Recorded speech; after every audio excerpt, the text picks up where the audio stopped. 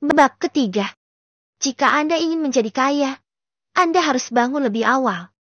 Era tahun 1990-an adalah masa di mana keajaiban terjadi, dan banyak cerita mengenai orang kaya yang lahir. Era 1990-an adalah periode yang luar biasa, di mana dengan keberanian dan tindakan, mereka dapat dengan mudah mengumpulkan modal awal dan menjadi bos dengan penghasilan puluhan juta rupiah. Ambisi Billy bisa memiliki kekayaan lebih dari mereka. Menjadi jutawan, milioner, atau bahkan miliarder bukanlah tujuan yang tidak mungkin dicapai. Saat Billy melihat daging di tangannya, dia merasa sedikit ragu. 6.000 rupiah cukup untuk makan selama hampir 3 hari. Dan itu cukup berat untuk zaman sekarang. Dengan satu tangan membawa radio dan tangan lainnya membawa sayuran, Billy melihat rumah di depannya dan sebuah ide tiba-tiba muncul di benaknya.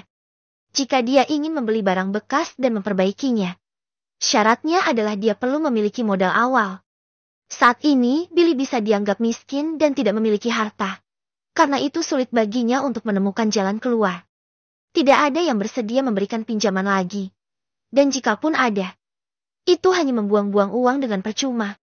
Saat ini, satu-satunya harta yang dimilikinya adalah rumah. Namun, jika dia ingin menggadaikannya untuk mendapatkan modal awal, hal tersebut harus dibicarakan terlebih dahulu dengan Hana. Setelah meletakkan barang-barang, Billy pergi ke toko di ujung jalan untuk membeli 10 kilogram beras. Setelah memperkirakan jam pulang kerja Hana, dia mulai menyiapkan makan malam. Dia menyalakan kompor batu bata, menuangkan minyak ke dalam kuali, dan asap tebal segera muncul. Orang yang tidak tahu mungkin akan mengira ada kebakaran. Billy menggeleng dalam diam.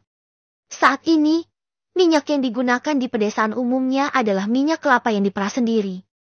Karena proses penyulingan yang sederhana, minyak kelapa masih mengandung banyak kotoran yang akan menghasilkan asap saat dipanaskan. Jika dia ingin makan lebih baik, dia harus membeli minyak buatan pabrik. Ketika Hana pulang, hidangan sudah tersedia di meja. Saat masuk ke dalam ruang, Hana sedikit terkejut melihat hidangan yang lezat dan harum di meja. Bagi orang lain, itu hanya makan malam biasa. Tetapi bagi Hana, semuanya terasa seperti mimpi. Dia bahkan tidak bisa membayangkan hal itu. Hana, kau sudah pulang. Cuci tanganmu dan mari makan. Billy tersenyum sambil menyeka tangannya dengan celemek yang masih ia kenakan. Hana merasa ragu, lalu mengerutkan kening. Apakah ada tamu? Tidak, hanya kita berdua. Jawab Billy sambil menyajikan nasi. Di masa lalu, saat Billy kaya, dia akan mengundang mitra bisnisnya untuk makan malam.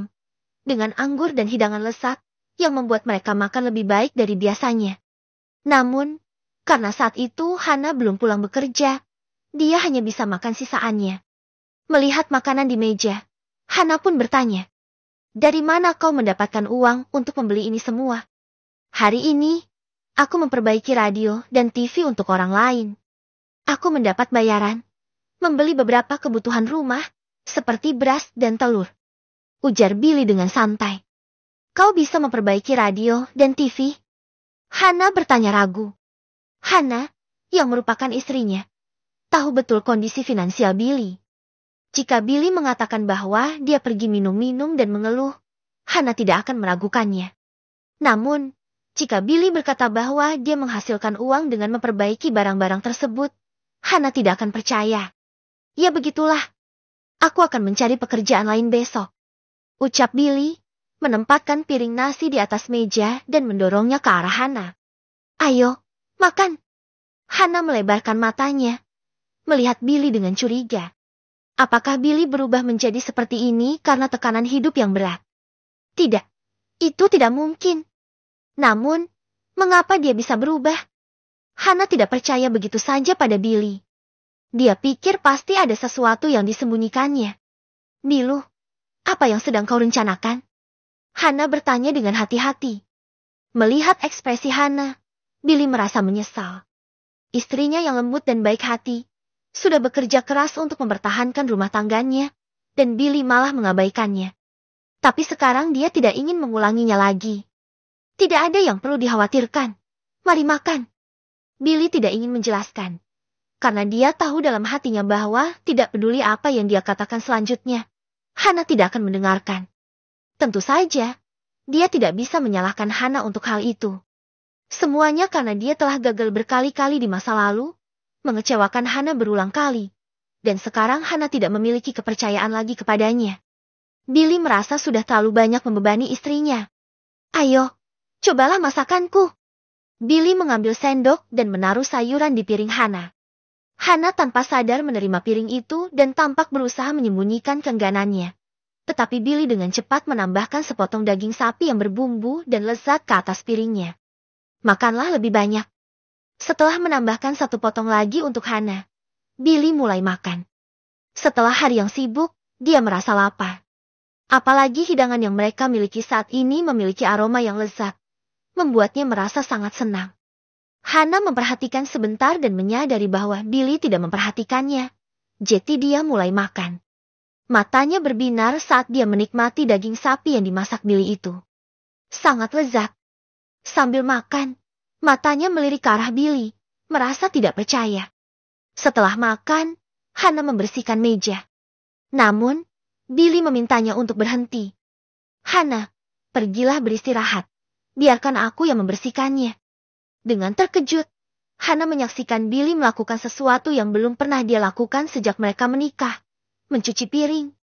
Sementara Billy sibuk mencuci piring, Hana duduk di samping tempat tidur, mengambil sweater yang sedang dalam proses pengerjaan, dan mulai merajut. Setiap malam, sebelum tidur, dia menyempatkan waktu untuk merajut. Melihat Hana yang sedang sibuk dengan pekerjaannya, Billy tetap berdiri di dapur. Tidak ingin mengganggunya. Baginya, pemandangan itu seperti lukisan. Dan Hana yang ada di dalam lukisan itu terlihat sangat manis dan cantik. Pada malam hari, mereka tidur di ranjang kayu yang sudah tua, dan suasana kamar terasa sunyi. Atmosfernya menjadi sedikit tegang. Billy membalikkan tubuhnya ke samping, menghadap Hana. Matanya dipenuhi kasih sayang. Billy. Suara lembut Hana terdengar di kegelapan. Ya, ada apa? Besok, cobalah mencari pekerjaan. Ucap Hana dengan ragu. Jangan khawatir, aku mengerti. Jawab Billy dengan lembut. Tampaknya Hana masih ragu, jadi Billy hanya bisa mengiyakan. Hana melanjutkan. Pabrik tempat aku bekerja sedang merekrut orang, dan gaji bulanannya bisa mencapai 300.000 rupiah. Dengan begitu, kita bisa menghemat uang untuk keperluan keluarga. Mendengar itu, Billy merasa sangat bersalah. Pada awalnya, keinginan Hana begitu sederhana, hanya untuk hidup dalam kedamaian dan kestabilan. Namun, tampaknya itu tidak mudah. Setelah hening sejenak, Hana kembali berbicara. Billy, aku tidak akan memaksamu untuk bekerja jika kau tidak mau. Kau dapat menjalankan bisnis jika kau mau.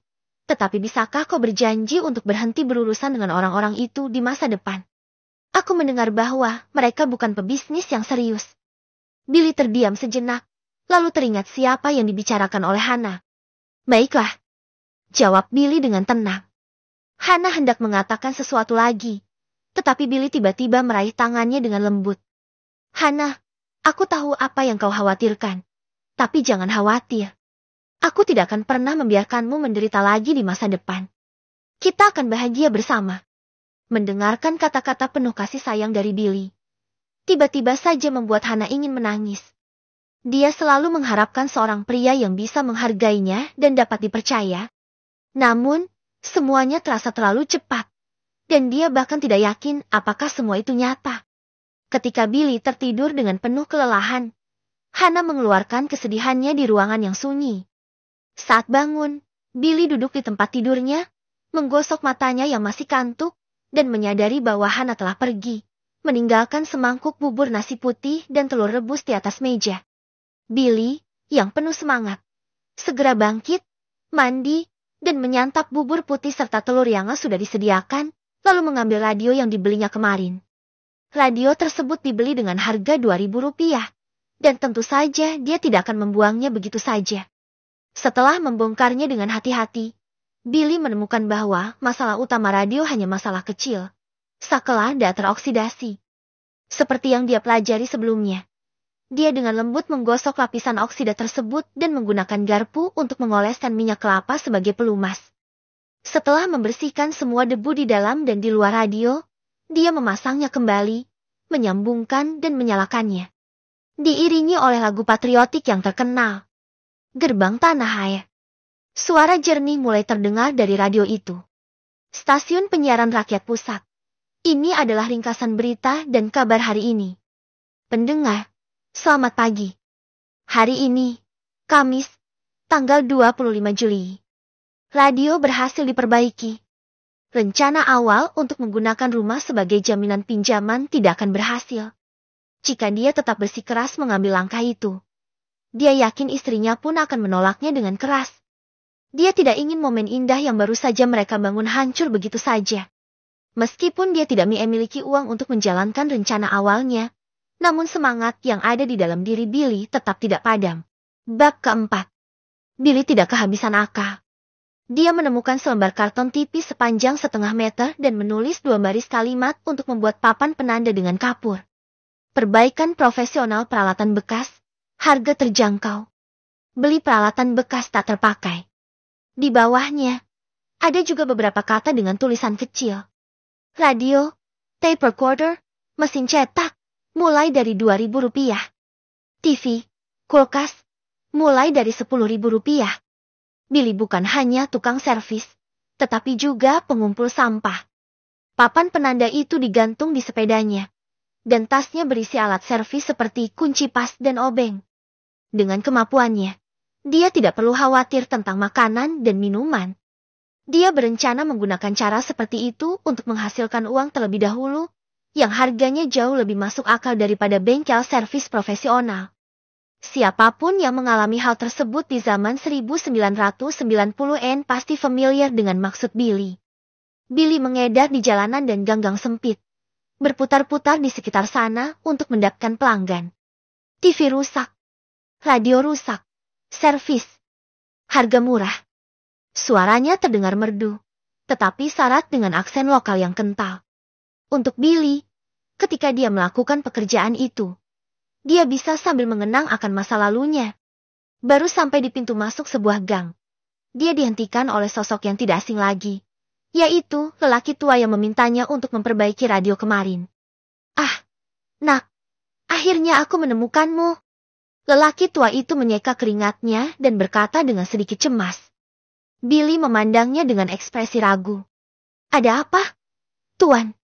Apakah radiomu rusak lagi?" Lelaki tua itu melambaikan tangannya dengan cepat.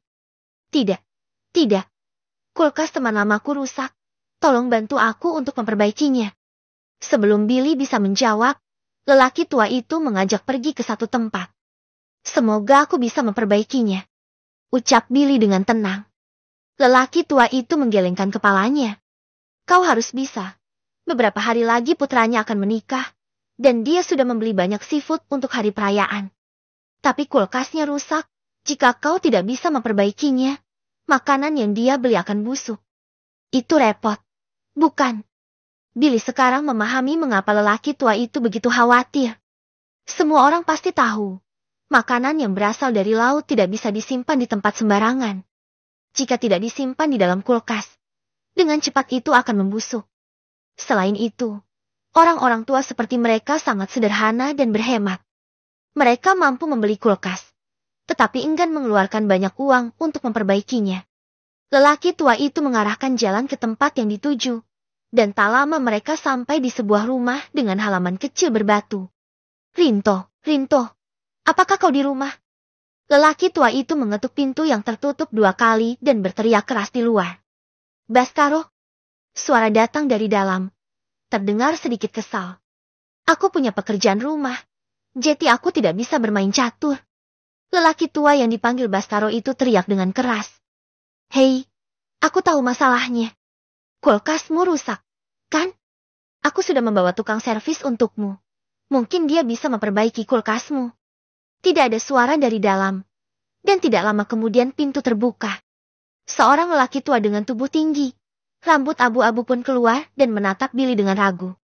"Mana tukang yang bisa memperbaiki kulkasku? Di mana dia?" Sementara itu, Billy yang berdiri di samping Baskaro diabaikan sepenuhnya oleh pria tua itu. Menurut Rinto, yang bisa memperbaiki kulkasnya hanyalah ahli yang berpengalaman. Pemuda seperti Billy, yang tidak terlihat profesional, jelas tidak bisa diandalkan dalam keterampilannya, dan itu sama sekali tidak dipertimbangkan olehnya. Dia memperbaiki radioku kemarin. Baskaro menunjuk Billy yang berdiri di sampingnya. Dan lebih murah, jauh lebih murah daripada bengkel servis manapun. Intinya, lebih murah. Rinto menatap Billy dengan curiga, mengedipkan mata, dan bertanya. Jeti dia. Apa benar kau bisa melakukannya?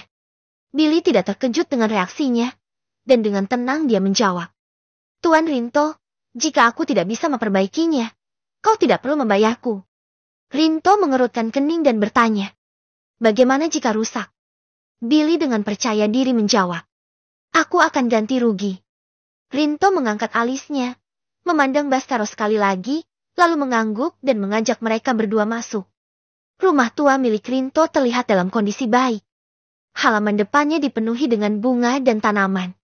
Meskipun sebagian hanya ditumbuhi bunga mawar, tapi bagian dalam rumahnya tidak terlalu kecil, setidaknya berukuran 200 meter persegi. Di era ini, tidak semua orang mampu membeli kulkas. Jeti sudah dipastikan Rinto memiliki banyak uang. Setelah memasuki ruang tamu, Rinto menunjuk ke arah kulkas di sebelah sofa dan berkata, itu tidak bisa dingin lagi.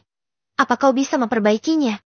Billy tidak banyak berkata, dan dengan tenang ia berjalan mendekati kulkas itu. Ini kulkas merek Fazer, masih cukup baru. Dari akhir 1980-an hingga 1990-an, Fazer Electric merupakan perusahaan besar dalam industri peralatan rumah tangga di negara Navian. Pada tahun 1985, Zulhi Ciptadi, pemimpin Fazer, dengan otoritasnya menyingkirkan ratusan merek lemari berkualitas rendah, dalam upaya untuk menjaga kualitas. Sejak itu, Fazer Electric telah menjadi perusahaan ternama dalam industri peralatan rumah tangga. Hingga saat ini, perusahaan berusia 40 tahun itu masih menjadi salah satu dari 3 teratas di dunia, bersama dengan Grieg dan Oaks.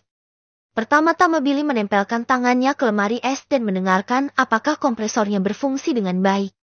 Kompresor adalah bagian inti yang menentukan pendinginan di dalam kulkas. Setelah mendengarkan sejenak, kompresor terdengar normal, sehingga masalahnya mungkin ada pada evaporator. Setelah meminta obeng dari Rinto, Billy membuka penutup belakang kulkas. Dia hanya melirik sebentar dan langsung menemukan masalahnya. Evaporator tertutup oleh lapisan es tebal, menyebabkan aliran udara terhambat dan kinerja pendinginan berkurang. Penyebab masalah itu adalah karena tabung pemanasnya rusak. Dengan mengganti tabung pemanas, masalah itu bisa diatasi. Namun sayangnya, Billy tidak memiliki tabung pemanas, sehingga dia harus membeli suku cadang yang diperlukan. Bagaimana? Apa bisa diperbaiki? Melihat Billy membongkar kulkas dengan terampil, Rinto yang berdiri di sampingnya pun tidak bisa menahan diri untuk bertanya. Ini bisa diperbaiki, tapi aku harus membeli suku cadangnya dulu, ucap Billy sambil berdiri. Tunggu, aku akan melihat apakah aku bisa mendapatkan suku cadangnya. Billy segera pergi untuk mencari tabung pemanas yang diperlukan. Di era ini, membeli barang tidak semudah di masa depan, yang bisa mendapatkan apa saja di internet. Namun, beberapa suku cadang khusus mungkin hanya tersedia di bengkel servis profesional. Namun, di daerah kecil seperti tempat Billy tinggal, bengkel semacam itu jarang ditemui. Mengingat pengalaman dia di kehidupan sebelumnya, Billy langsung memikirkan satu tempat. Pabrik komponen di Launty, di mana kemungkinan besar ia dapat menemukan tabung pemanas yang dibutuhkan. Pabrik komponen itu masih merupakan badan usaha milik negara BUMN. Dan karena sistem produksi yang kaku, bisnisnya tidak berjalan dengan baik. Menurut ingatan dari kehidupan sebelumnya, pabrik itu akan ditutup pada akhir tahun ini, menyebabkan banyak pekerja kehilangan pekerjaan dan menimbulkan beberapa masalah. Saat ini, manajemen pabrik berantakan dan ada backlog produk yang serius. Untuk bisnis, itu menjadi situasi yang sangat disayangkan. Namun, jika dilihat dari sudut pandang Billy, mungkin tidak semuanya buruk. Waktu tidak berhenti dan peluang selalu ada. Setengah jam kemudian, Billy tiba di pabrik komponen yang terletak di utara kota dengan mengendarai sepedanya, membawa 2 bungkus rokok yang dia beli dalam perjalanan menuju ke sana. Billy terkejut ketika mendekati para pekerja. Dia melihat beberapa pekerja duduk di sudut gudang, merokok dan bermalas-malasan. Orang-orang itu benar-benar santai.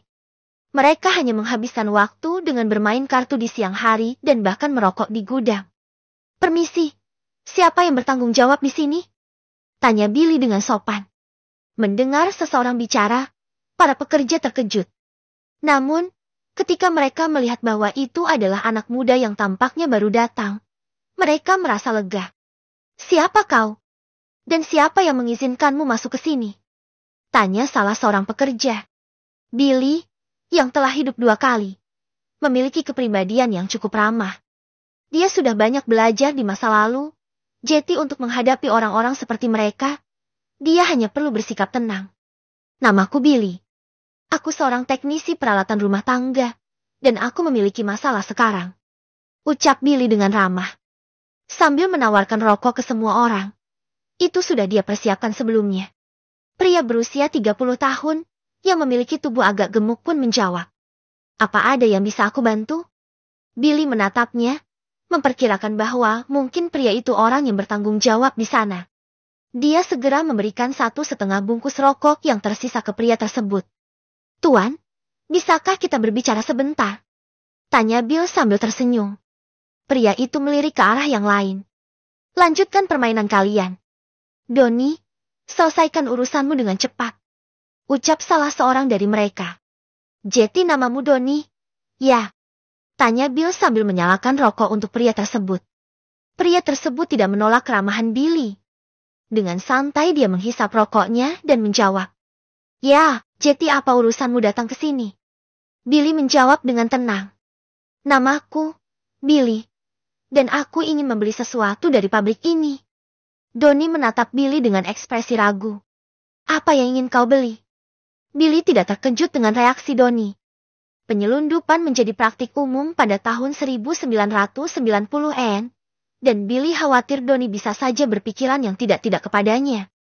"Jadi begini, aku seorang teknisi peralatan rumah tangga. Kau pasti tahu bahwa ada banyak komponen peralatan yang sulit ditemukan di pasaran," jelas Billy. Ekspresi Donnie sedikit mereda mendengar penjelasan itu. Dengan cepat dia bertanya, "Jadi, kau datang untuk membeli barang? Apa yang kau butuhkan?" "Aku memerlukan tabung pemanas yang diproduksi di pabrikmu," jawab Billy langsung. "Berapa banyak?" tanya Donnie. "Sementara ini, 1 dulu," jawab Billy sambil tersenyum. "1 saja." Donnie terdiam, mengerutkan kening, dan menatap Billy dengan tajam. "Kau ingin mempermainkanku bocah?" umpatnya dalam hati.